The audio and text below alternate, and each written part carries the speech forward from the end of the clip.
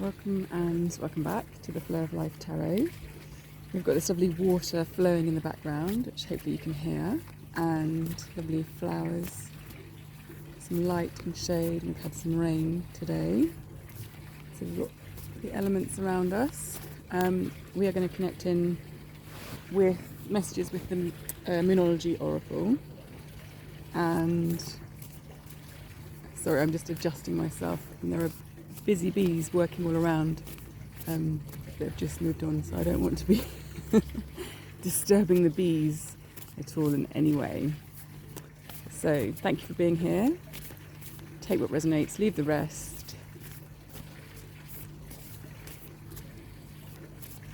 I'm just shuffling and connecting with the Moonology Oracle, which I'm really feeling into the moon cycles at the moment. I mean, I always have loved working with the moon, but you know how sometimes you go through different phases, don't you? So, the fiery climax approaches. Isn't that funny? This has come up in the last few weeks in various different readings. Well, that sort of energy, so that's very interesting. So there seems to be this momentum.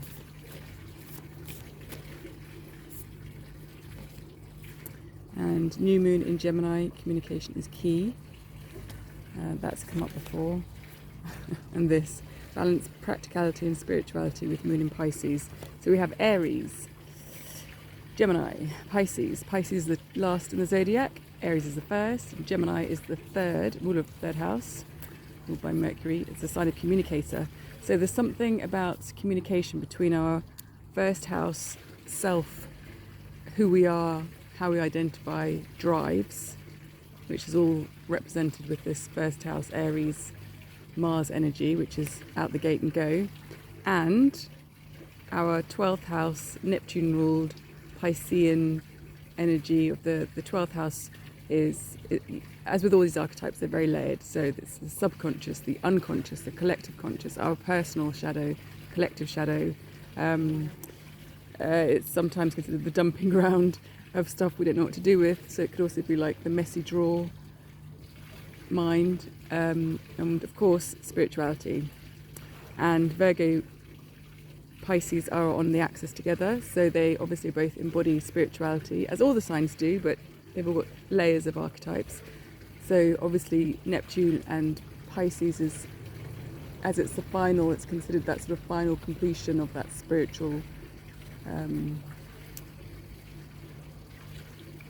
I was going to say maturation, but it's this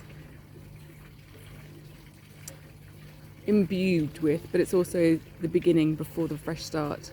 And of course we're in Virgo season right now, very early degrees of Virgo, and not long had a new moon, which will be the first of two this Virgo season. We're going to have two new moons, 0 degrees and 29 degrees. So lots of, and of course, right, so the Virgo energy is the other axis of that Piscean spiritual energy. It's also highly spiritual, but in a very grounded and practical way, which is why I sort of love that this is sort of a pointing to this balancing of Pisces, Virgo energy, 6th house, 12th house service for the higher good, and then the day-to-day service of the 6th house energy. Plus, we currently have the North nodes transiting through Pisces and Virgo. So the North node right now,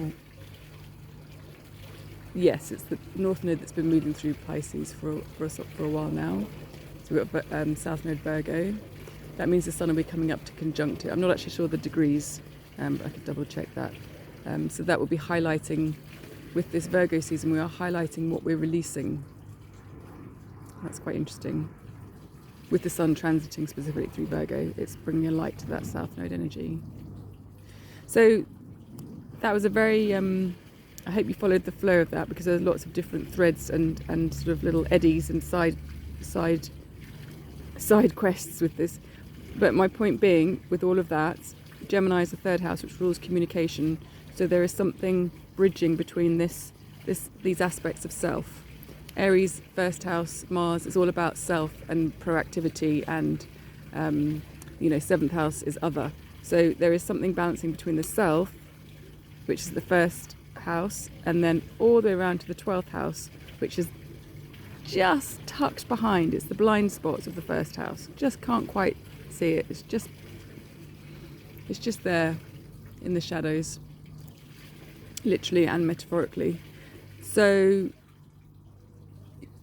yes, because if you were standing on the wheel and it was a three-dimensional space and you were looking forwards from the first house, you wouldn't be able to see the 12th house, right? So it is very literal as well. Something about, communication is key. So there's something either in your mind, internally, in your processing, that is bridging this gap. And it's bridging it this way. So it's specifically something in the self, in this day-to-day living life and taking action, that is becoming aware of something that's in this deep subconscious. So, and I've got these lovely shadows and light here. I mean, I really, pretty much most, if not all of these readings tend to come up and really point to shadow work, and not just limited to shadow work, but in the greater sense of things in all its various forms, which is really another way of saying integration of self, which is also another way of saying of soul growth or human growth, evolution, and ultimately that finessing of consciousness and those frequencies that we live and dance and play in. So I don't know if you can see the light catching here in the shadows, although I've got some clouds just come out.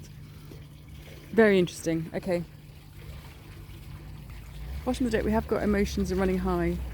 So this could involve something that's of an emotional nature, and that's why you need the kind of cleanness of the Mercurial Gemini mind to communicate in that sort of air type energy. Okay. And then we're going to get some tarot to support this. I'm going to start with this new moon Gemini communication, which is very much this bridge. What is this bridge? What's it made of? And of course, yes, as always, a bit like that card, bring love into the situation. You could be an absolute genius, but unless it's carried with that compassion and that wisdom of that ultimate, like the waters, which is Piscean energy, the delivery of whatever communication with that compassion, with self-love, love to other.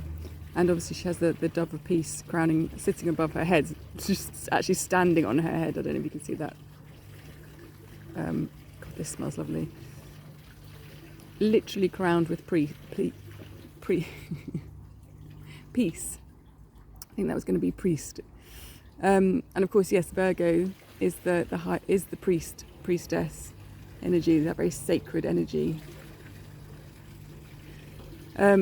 So whatever this communication, however it's coming through, whether it's like an internal process, and different aspects of yourself and psyche communicating with one another, or perhaps with other in some other way, let it be guided by and held in that peace and love.